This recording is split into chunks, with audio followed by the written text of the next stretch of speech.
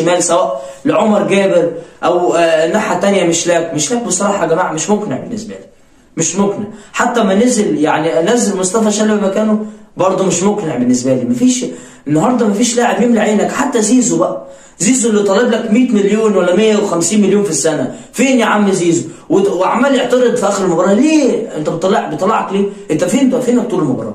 حد يذكر لي كده زيزو، فين زيزو؟ يعني بيعمل لك مباراه في مباراتين في السنه، بيجيب لك جول بيكسبك ماتش.